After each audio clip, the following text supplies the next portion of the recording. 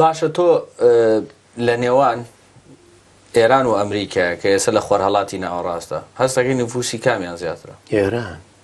ئەمریکا چێکە برایکی غەریب نامۆ، فکری غەریبە، ئەخلاقی نامۆیە، سیاسەتی عودوانیە، لە قازانجی ئیسرائیلە، سەنگەرێکی دوژمنە، بە احتیلال دێتە ناوچەکە و عسکەری و فەنتاهینی عسکەری تاریای خۆی و شەقاوەتی و شیکاغۆ.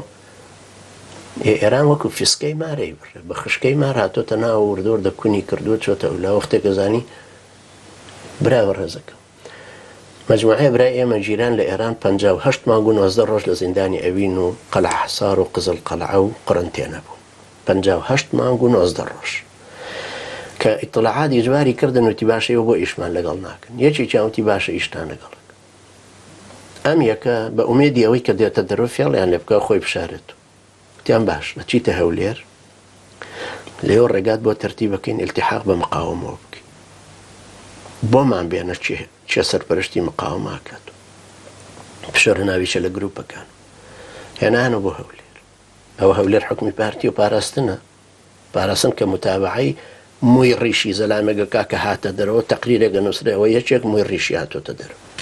هەموو شتێک ئەزانێ. ئەم ئیطلاعاتی ئێرانی کابرایان هێنایە بۆ هەولێر، چووە ناو خۆی یەکەم جار چووە ناو ئەو خەتێک کە ئەوان پێیان وتبوو، دوای هاتەوە خۆی ون کرد.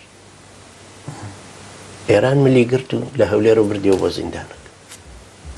بابا حکمی پارتیە، حکمی ئیطلاعاتە.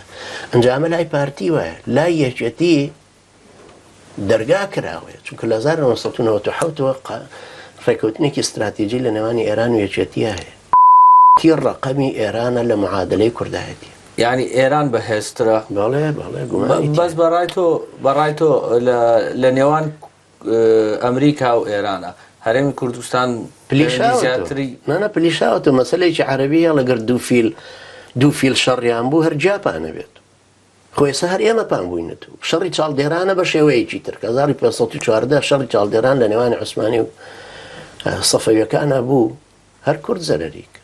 ئەمریکا دووبارە بۆ؟ بەڵێ هەرێکە گەڕایە و جەبهەی خۆی و دەوڵەتی خۆی و تەسمیماتی خۆی و بەقوت بوونەوەی خۆی لەو بەیناوەی پلیشایە و جیایەکە بوو.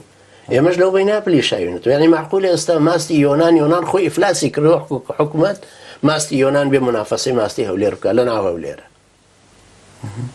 تۆ گەنەمە تەڕەکاڵی شارە زۆر ئێستا قوڕ بەسەر پێی نافرۆشە لەبەر تەماتەی ئێرانی.